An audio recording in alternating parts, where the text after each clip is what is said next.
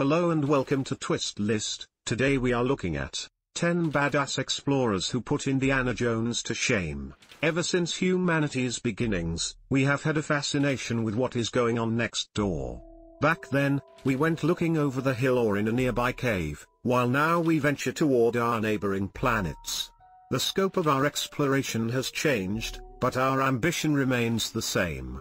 And, of course, none of the collective knowledge that we now have about the world around us would be possible without courageous explorers who braved the unknown in search of answers and adventure. At number 10 we have Douglas Mawson. Douglas Mawson is considered to be one of the key explorers during the heroic age of Antarctic exploration. In fact, Mawson was a part of the famed Nimrod expedition, led by Ernest Shackleton, that was the first to try and reach the South Pole. In 1911, Mawson was put in charge of his own team called the Australasian Antarctic Expedition. The entire endeavor would last over a year. When it was finally time to journey to the South Pole, a team was put together, comprised of Mawson, British officer Belgrave Ninnis, and Swiss champion skier Xavier Mertz. Their goal was to journey over to Scott Space and link the two regions. Their trek became doomed about 35 days in when Ninnis fell into a crevasse, taking most of the food and dogs with him. Now, Mawson and Mertz were left with just 10 days of food and 35 days until the nearest base. The two were forced to eat the remaining dogs and walk back. The bad food and the terrible conditions soon took the life of Mertz. Convinced he wouldn't make it back, Mawson kept taking scientific notes. He journeyed through the snow, only bolstered by the idea of seeing his fiancée again. At one point, he fell down in a crevasse, later named Mertz Glacier, survived, and climbed back up. 2 weeks later, he found a cache of supplies in a snow cairn. The provisions lasted him until he made it back to his base 3 months later. The 9th spot on the list is occupied by Alexandra David Neal. Alexandra David Neal had an itch to explore ever since she was little, when she lived in Brussels. At one point, when she was 18, she climbed on her bicycle and rode it all the way to Spain.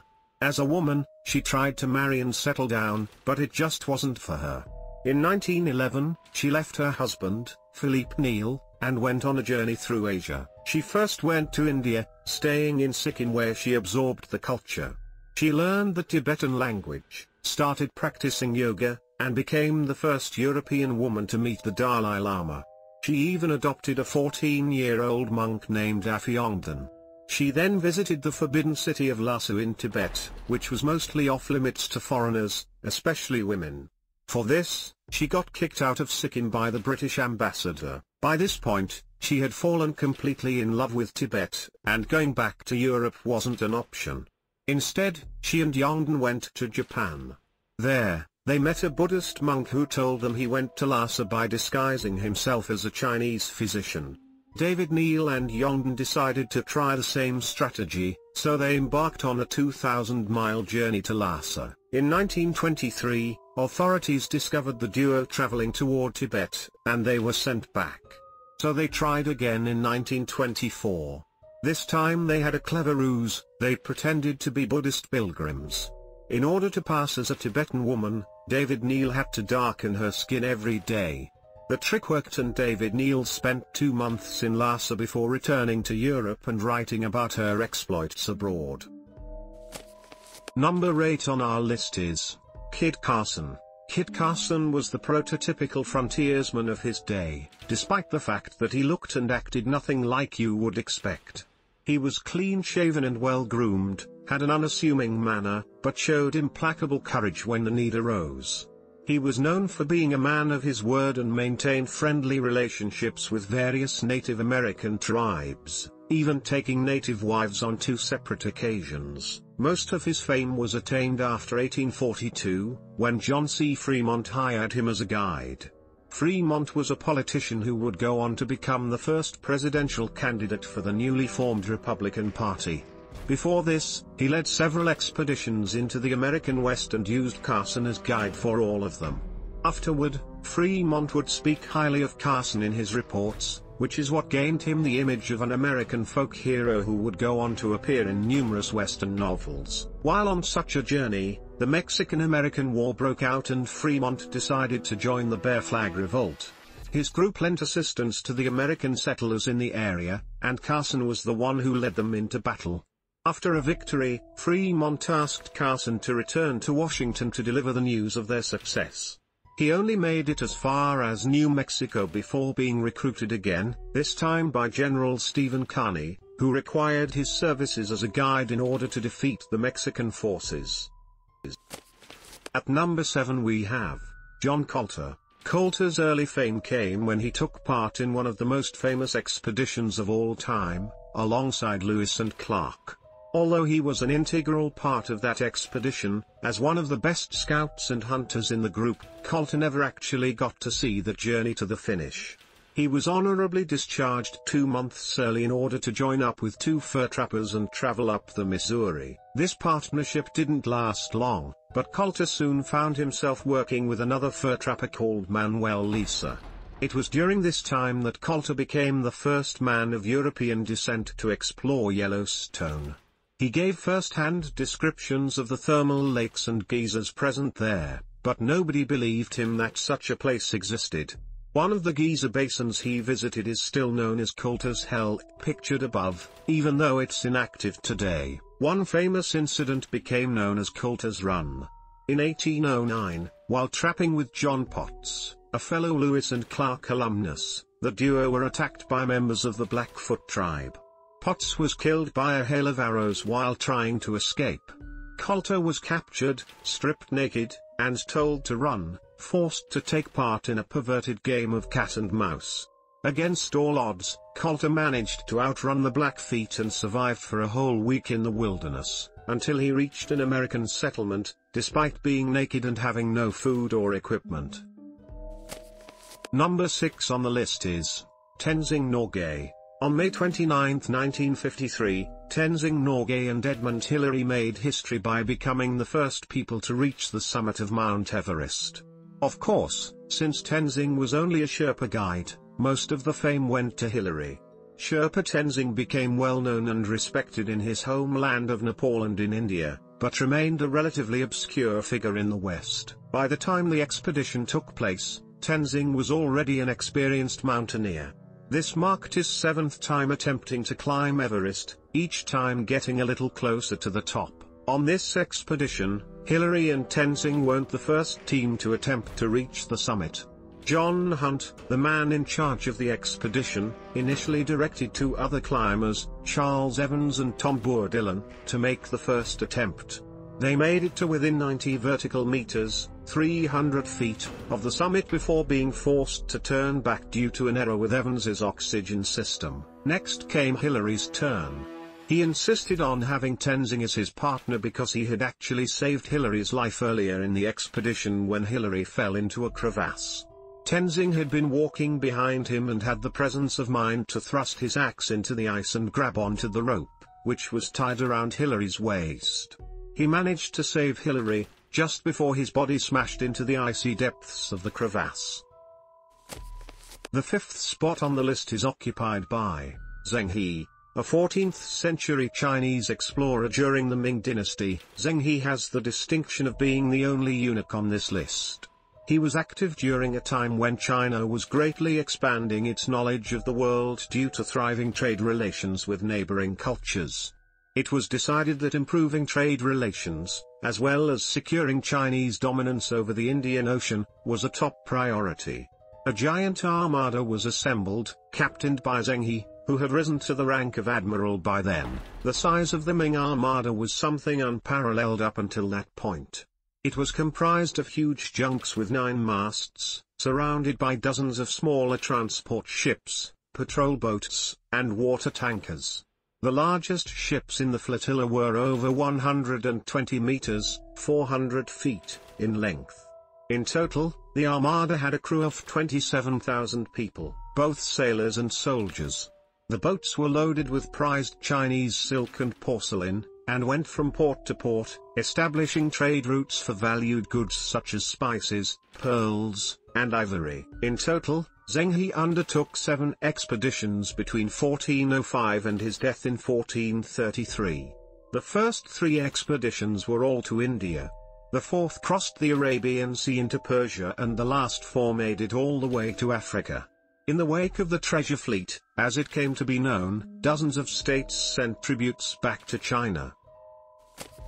Number 4 on the list is Alvar Núñez Cabeza de Vaca. In 1526, the Spanish were looking to take expeditions into the New World. After a year of securing funds, the expedition was ready to set sail. A man named Panfilo de Narváez commanded a crew of 600, most of them soldiers. His objective was to establish a base in Florida and develop 2 new towns, protected by military garrisons. Alvar Núñez Cabeza de Vaca was second in command, appointed treasurer to ensure that the Spanish crown received its cut of the wealth accumulated during the trip. Unfortunately, there would be no wealth because the Narváez expedition would turn out to be a complete disaster. Before even reaching Florida, one ship, along with all the men and supplies on board, was lost to a storm. Eventually, about 400 men reached what is now Tampa Bay in March 1528. However, between more storms and violent Native Americans, only 80 men made it out of Florida. By this time, Narváez was dead and de Vaca was in charge. Over the next 8 years, the expedition would make its way to the Gulf Coast, with its members becoming the first Europeans to cross Texas. Starvation and disease took their toll, and only 4 members of the expedition would ever get to return to Spain. During the expedition, de Vaca assimilated with Native American culture and became sensitive to the plight of the native people. When he returned home, he wrote of his adventures in La Relación and urged for better treatment of the indigenous people. At the 3rd place we have Hugh Glass. Glass was an explorer and frontiersman, a fur trapper by trade. In 1822, he would become part of an expedition called Ashley's 100, comprised of General William Ashley and 99 other men, who were traveling along the Missouri River on a fur trading mission. In August 1823, Glass was walking through the woods when he came upon a grizzly bear and her cubs. She promptly attacked him before Glass had time to fire his rifle, so the two started wrestling. Eventually, Glass grabbed his knife and managed to gain the upper hand, defeating the bear, but sustaining serious injuries and losing consciousness. He wasn't expected to last long, so 2 other men stayed behind with Glass to bury him while the rest of the expedition carried on.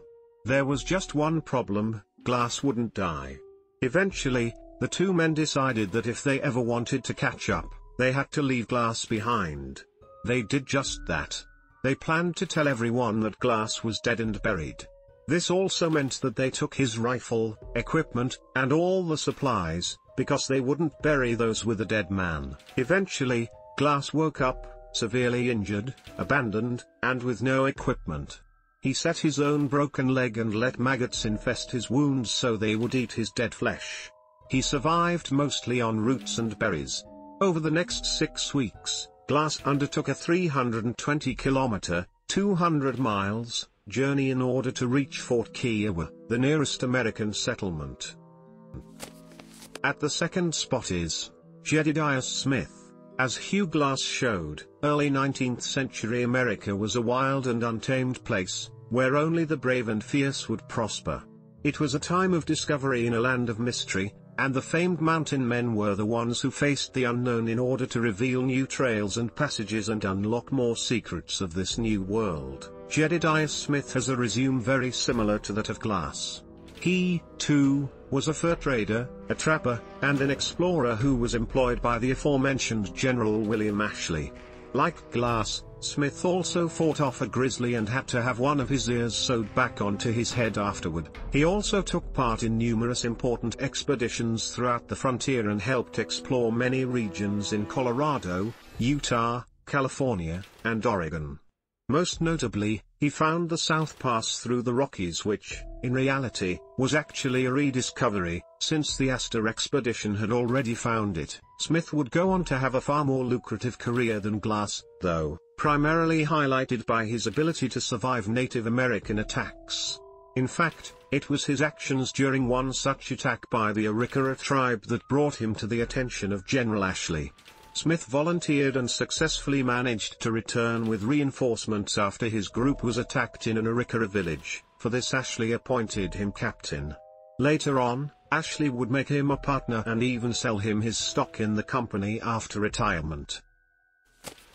And finally, at number 1, Fridtjof Nansen. Fridtjof Nansen was a Norwegian explorer who initially gained fame by leading the first team that crossed Greenland's interior.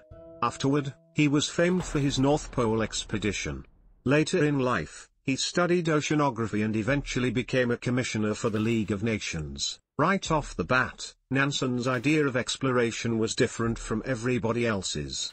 For his journey across Greenland, Nansen wanted to use a small team and specially designed, lightweight equipment so that the supplies could be hauled by members of the expedition without the aid of animals or machines. He also wanted to start from the east and head west while everyone else did exactly the opposite. The west was inhabited. If you ran into trouble you could head back. The east wasn't inhabited. You had no choice but to go forward. Even though everyone said that this was basically a suicide mission, Nansen and 5 others went on the trip and successfully crossed Greenland in 2 months. Afterward, Nansen started planning his next, even more dangerous adventure. This time he wanted to reach the North Pole but, again, in a manner most other explorers deemed suicidal. His plan was to take advantage of the natural currents of the Arctic Ocean by letting his ship intentionally freeze in the pack ice and then drift away toward the pole. The Fram set sail on June 24, 1893. It returned 3 years later. Despite several false starts, a walrus attack, and Nansen getting lost while heading toward the North Pole and being declared dead, Fram returned to Norway triumphant, having established a new farthest north record. Thanks for watching. If you enjoyed this video and would like to see more, then please hit the subscribe button.